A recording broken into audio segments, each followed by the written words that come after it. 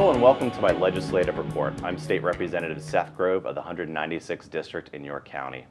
Many of my constituents have noticed that starting in February, their take-home pay increased as a result of the Tax Cuts and Jobs Act passed by Congress and signed into law by President Trump. On this month's program, I want to examine that act in detail and talk about the positive effects it is having and will continue to have on individual lives, business growth, and the national economy. My guest, Congressman Scott Perry, who represents my constituents' interests in Washington. Congressman, thank you so much for joining us. Thanks, Seth. Love being here. Yeah, so it's been 30 years since we've had any tax cuts nationally under Ronald Reagan, Right. A president which I really don't remember. I was very young when he was president. First real president I remember was unfortunately Bill Clinton. Okay. But you know, it revived our economy and brought huge economic growth that even Bill Clinton was able to run on and substantiate his presidency around. Why do you think it was the right decision for Congress to cut taxes versus a million other things you could have done, raise taxes, a whole slew of other things you could have done? Well, first of all, 30 years. A lot has changed since President Reagan was the president. Indeed, if you don't remember him, things were very different back then. I do remember the advent of cell phones, the internet, globalization, the global economy. And America, we had, unfortunately, a really archaic tax system, which if you live in Dover, I live in Dillsburg. If you live in these areas, and if you are a little bit older, you remember that each little town, whether it was Dillsburg or Dover or York or any place in between, each little town had its own factory, its own core businesses. And over my lifetime, and to a certain extent yours as well, those companies have gone away. That business has gone away, and in too many cases has gone offshore. And it's made it really difficult for people in York County and your district to compete. They're competing with the rest of the world. And so it has really always been the right time to do it. But the only way we're going to get it done is, unfortunately, with a Republican president. And so we saw the opportunity, a Republican House, a Republican Senate, and a Republican president who ran on tax reform because he knows, as you do and many of us do, that people don't get to take home enough of their pay. They're working really, really hard, but they're getting further and further behind. Not only do they not get to take home enough of their pay, but their pay wasn't keeping up with everything, all the other prices that were rising around them. And so they want their wages to go up. And not only do they want their wages to go up, they want their opportunities to go up. Right? They don't want just a job. They want a career. They want to dream big dreams and do big things. But if you're stuck in a job where there's nowhere else to go because no one's expanding, there's no new opportunities, no new factories, no new buildings, no new enterprises. That's what your outlook is. And so we absolutely, my whole life I thought we have to do tax reform because we charge too much in taxes. The federal government, I think all governments generally take too much. Certainly we all want to pay our fair share, and we understand that there are, and we recognize there are community needs, infrastructure and different programs and things that we absolutely need to fund. The question is efficiency and how much. We're the ones that are working. Citizens are the ones that are working. They should take home the bulk of their money and spend it how they desire. And how they see fit. And unfortunately, after 30 years and all kinds of different special interests as well, let me just say that because it's important, there were a lot of different carve-outs in our tax code, tens of thousands of pages, stacked from the floor to over your head in tax code of pages and pages. Special interests were getting pretty good deals.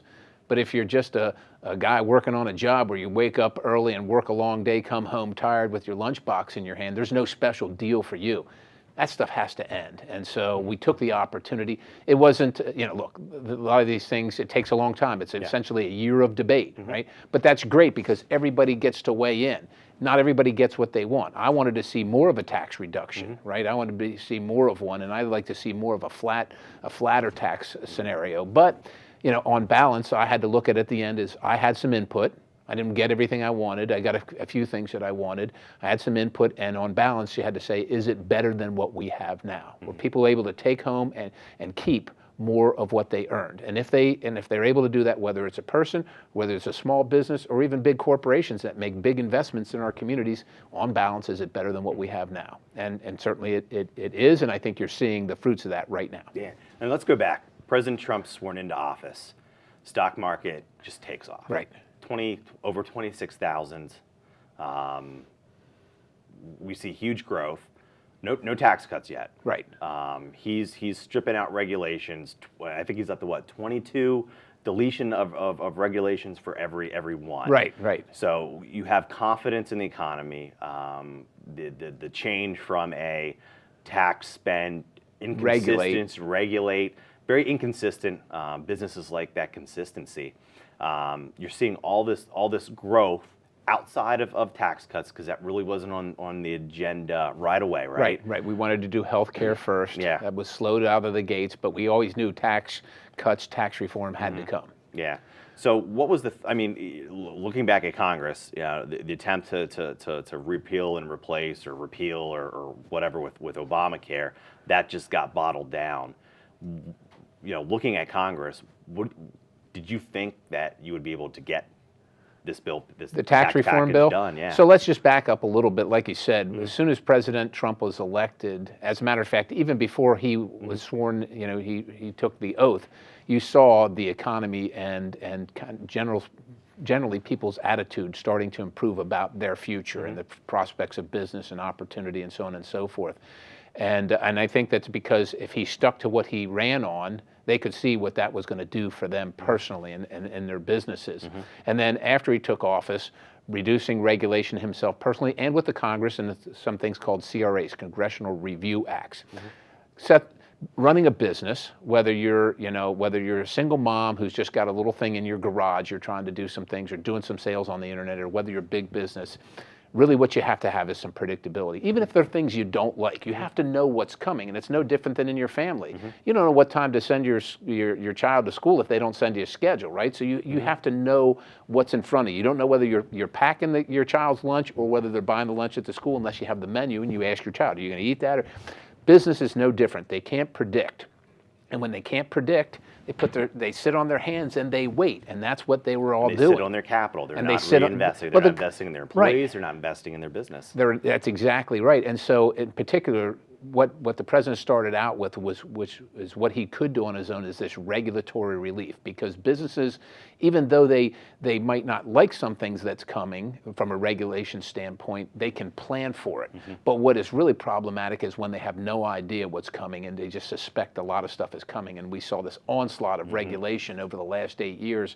And President Trump said, that's going to end. We're going to just stop that, and we're going to take a pause here. Some of these regulations are necessary, but we got to be really reasoned about them and make sure that they're played out in the right time frame so that businesses can react and invest accordingly.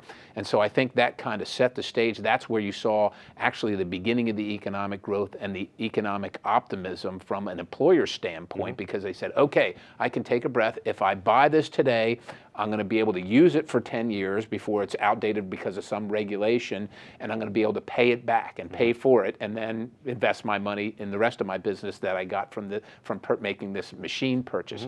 That was the beginning. And then, of course, tax reform, and in anticipation of tax reform, individuals and businesses saw what was coming and believed it could happen.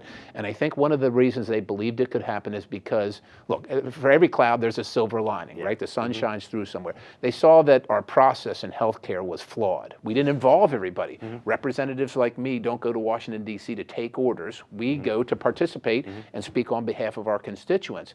And what they saw was a top-down approach in D.C. that said, you got to vote for this, no amendments, none of your ideas, none of your involvement, we just need your vote.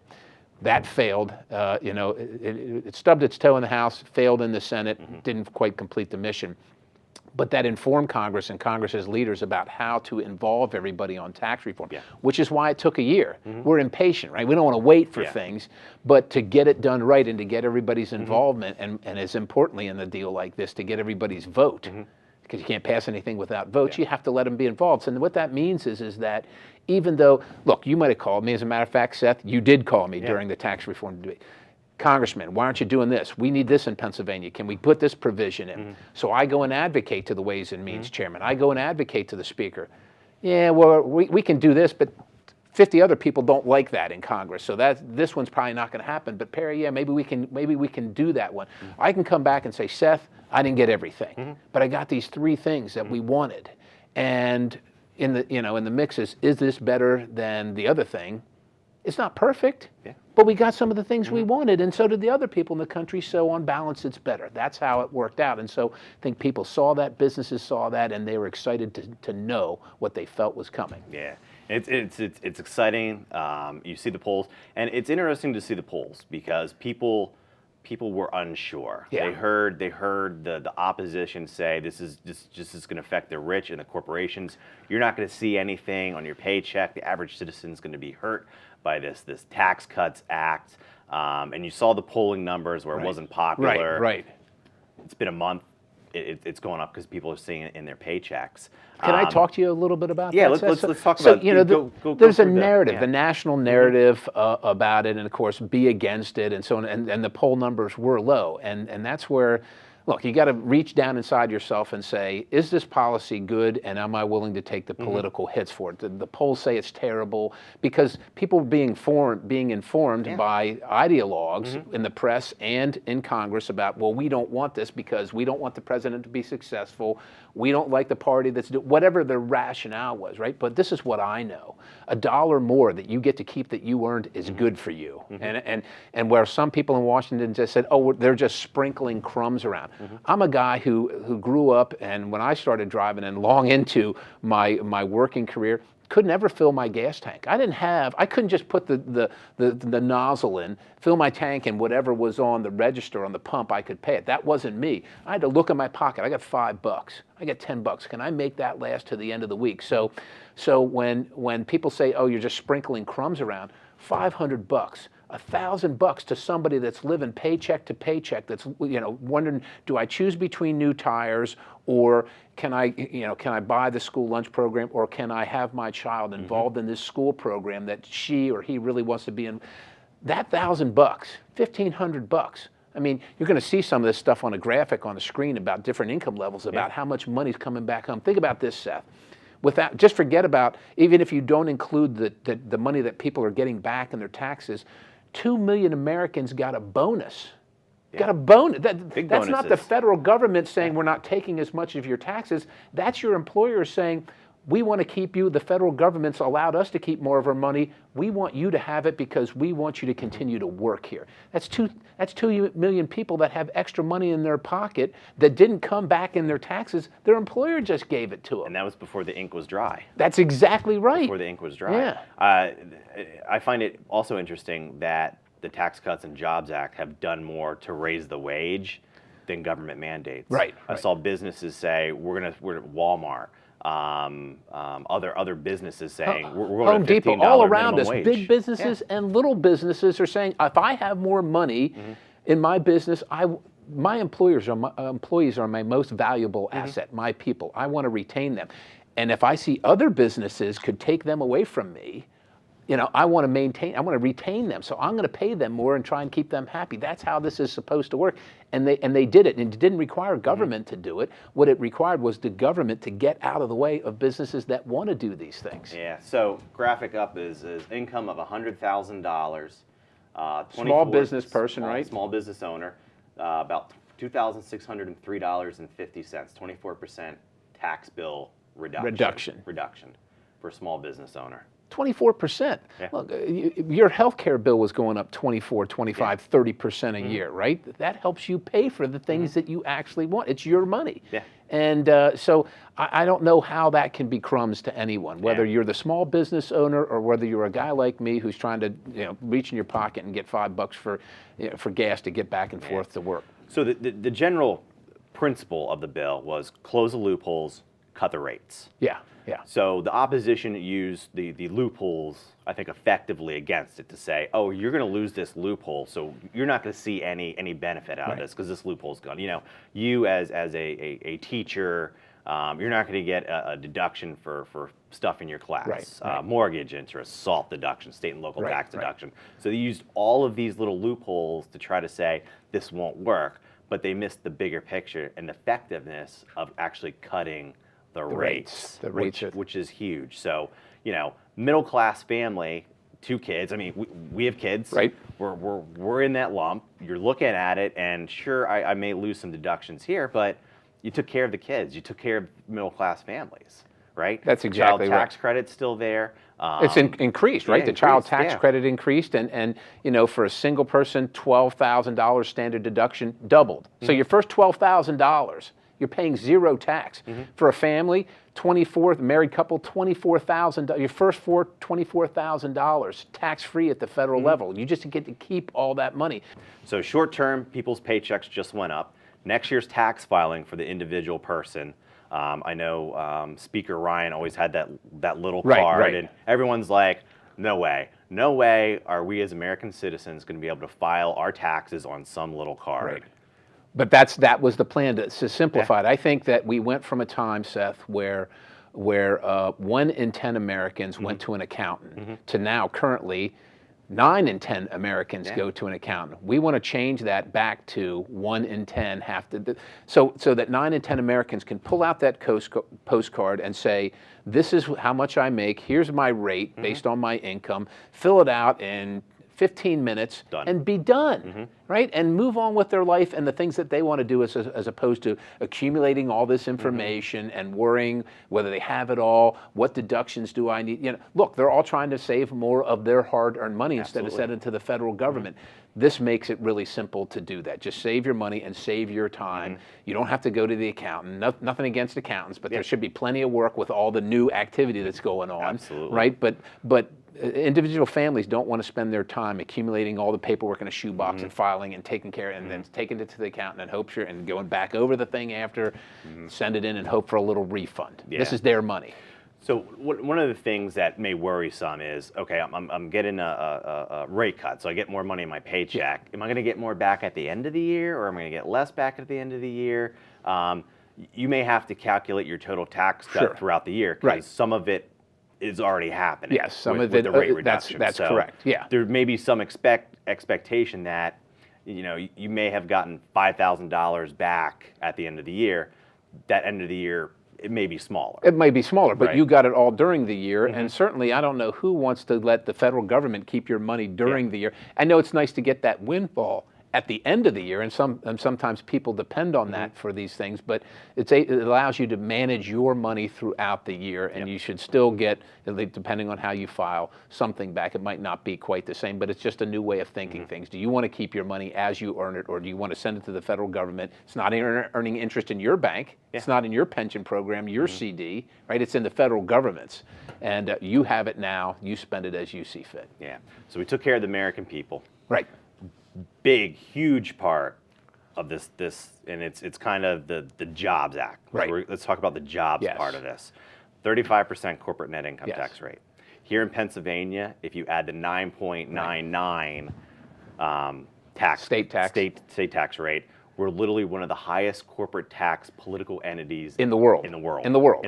Yeah. So when businesses want to locate here, they see that federal tax, that state tax, and they're like, why don't I go to some other state? We're going to go somewhere else. Or some other country, right? Yeah. We already talked about our businesses leaving, and so what we had was over the course of this last 30 years, as the rest of the world lowered their tax rate, America stayed very high at 35%. And to make it worse, Seth, so first of all, it's you just have to pay this high tax, and particularly in Pennsylvania. But then to make it worse, if you have a company based in, let's say we have a company based in Pennsylvania, but they're selling overseas. So they make sales overseas, they pay the taxes overseas to the different political subdivisions, states, counties, municipalities, whatever.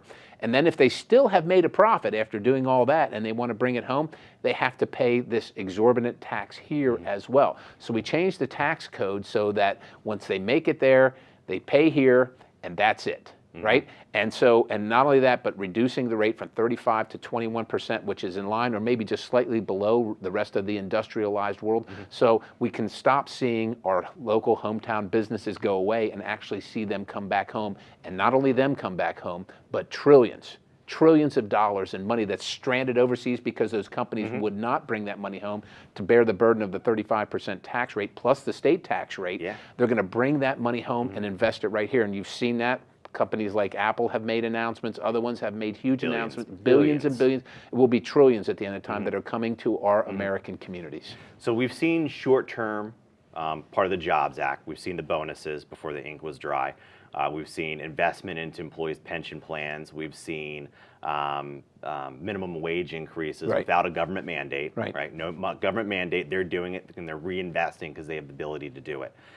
Repatriation is huge, and it's the one economic policy everyone misses. Everyone they talk about consumption, they talk about wages, but reinvestment. Yes. Did you ever think you'd sit here today and say there's a car manufacturing, bring a plant from Mexico back to Detroit, Michigan? Well, we had not seen that. We hadn't seen that in your lifetime, Seth. Yeah. And like I said, everything that I saw in my adult lifetime was things, companies, manufacturing, businesses, enterprises moving offshore, selling us stuff, and they might do a little bit of, so they could say, they could somehow try and maintain the made in America or assembled in America, right thing, but most of it was made overseas.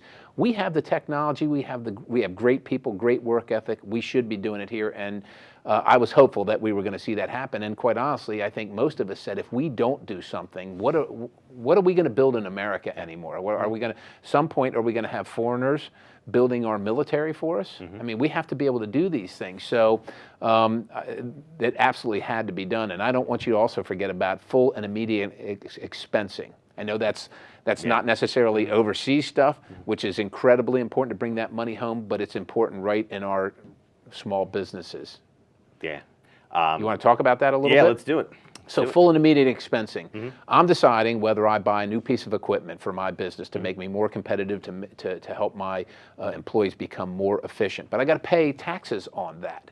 We said, if you're going to invest in your business, this is not if you're going to invest in your vacation, but if you're going to invest in your business, you get to write off the full expense of that. You're not going to pay the tax on it, right? So if you're making a decision to buy $1 million piece of equipment, and this is where you come in, Seth, and the taxes, let's say, are $200,000. Well, that's a lot of money for a bank and for a business. So we've just said, you're just going to pay the $800,000 for the equipment because we're not going to charge you the tax on it, right? And the company that's building that piece of equipment, now they have more orders. And the person that's making that piece of equipment, now he or she has more opportunities. And that's how it works up the line. But what my concern is Pennsylvania is actually looking at saying, oh no, we don't want to do that. And Seth, this is really problematic for us. We're going to lose potentially another congressional seat in Pennsylvania. Maybe nobody cares about a congressional seat, but what that means is that our children are leaving our state because there's no opportunity here. There's less opportunity here because companies and enterprises are choosing to go elsewhere where the tax climate and that business expensing climate is better for them. If they can choose Pennsylvania or Maryland or New Jersey or West Virginia or South Carolina, and it comes down to that, they're going to choose elsewhere, and then our kids are going to leave to go work there because we're not going to have the opportunity here. We need the state legislature to let the governor know that's not going to be helpful. If the residents don't know, the governor did a tax bulletin. This is a unilateral decision kind of through regulations that they're going to not do the depreciation, collect the taxes. It's about a $500 million tax increase we estimate on Pennsylvania's small businesses, big businesses across the board. Representative Frank Ryan has a bill to put that on hold. We have it in the House. We'll be taking out that from when we get back. From what we understand, the Wolf administration has put a hold on that moving forward. When the federal government reduces the taxes, it doesn't help when the state government says, well, we'll take the money since you're not taking it, right? For the business owner, for the family member who's trying to invest in something, it's just money out of your pocket, whether it goes up to Washington, D.C. or to Harrisburg, still not, it doesn't help you. Yeah. Let's go back to repatriation real quick. As I mentioned earlier, a big part is investments. What's been missing from our economy? We're consumers and we're debt consumers, let's be honest. We like to crank out the credit cards, do the debt, purchase new cars on loans. So we're very consumer price, and we've been pushed that way. The dollar went away from the gold standard a long time ago, and it's kind of on our credit, right? Bringing investment and refocus on investment, particularly on the consumer side, that has such long-term positive effects. Now, we'll see some of that right away, but that is going to continue to build our economy and really be I think the backbone of stability of our stability economy, right? moving forward. Because even as we have become like a credit consumer society where we want something now, you can't afford it. When I first saw auto loans, they were a year, then they went up to 2, then 3. Now they're 5, 6 years to buy a car because the car's so expensive. That's how long you have to finance it, right? We all want the things that we want in this time, and a lot of those things are needs that we have a hard time affording. So we tend to put them on credit, but I think each one of us kind of would prefer to pay as we go as much as we can, and that investment allows us to do that. It's huge. Well, we're almost out of time. No way. I know, it's been a quick half hour. Before we go, what is one thing in Congress that it's a big deal that's not being covered that you want to highlight? It's still our national debt, Seth. We still spend too much money in Congress, and even while we gave everybody a tax break as much as possible, it's not going to be as helpful as it could be if we don't get our fiscal house in order in Congress. And so the national debt and deficit spending still, I think, it's certainly a concern to me, and I think it's a concern to most Americans. They've listened even to our military leaders who say that the national debt is a national security issue. So Congress has to have the right appetite to fix their spending problem and get that under control, just like families have to. And so that remains an issue. I know it's not sexy, so to speak, but it's important to the American people. And as interest rates go up, that's going to play into that. And we really have to get our fiscal house in order and just live like you do at home. Real quick question. Nick Mulvaney, love the guy, OBM director, hits on this all the time. Is a reduction in spending a cut? Yeah. Well, that's exactly right. So that's how things are characterized in Washington, D.C. So if this year we spend $100 and next year we expect to spend $120 based on a formula, but we decide, oh, we're only going to spend $115, that's a cut to them, right? Yeah. It's still a $15 increase. It's still a $15 increase, but in Washington speak, and only in Washington, that's considered a cut. If you're going to get, a 15% increase in your pay at the end of the year, where you would hope to get a 20% increase, you still got a 15% increase, and that's better than having a 15% decrease. That's actually a cut. Yeah. But that's not how Washington works, unfortunately. Yeah, I'm glad you exposed that. Thank you for your hard work. Thank you for the huge success, generational success of the Tax Cuts and Job Act. We'll see the rewards of that for past our legacy probably. This is generational tax reform, and it's going to lift all boats, all individuals, whether it's in your paycheck getting bigger, whether it's in your opportunities becoming greater and you having more control over your life. Seth, just want to thank you for fighting for your consumers, for your constituents as well, right here at the state level, because this is important. It doesn't matter if we save the money at the federal level, if the state takes it from them out of your citizens and your voters' pockets, it's all the same to them. It's money out of their hands. So we appreciate all the work you're doing and the input. The input, right? And your constituents need to know that while this is all going on, I hear from Seth Grove about the things that are important to them. Appreciate it, Scott. That's all the time we have for this month's program. I'm State Representative Seth Grove. If you have any questions about what you've just seen, please call Scott Perry or myself. Our contact information will be on at the end of the show. Thank you so much, and we'll see you next time.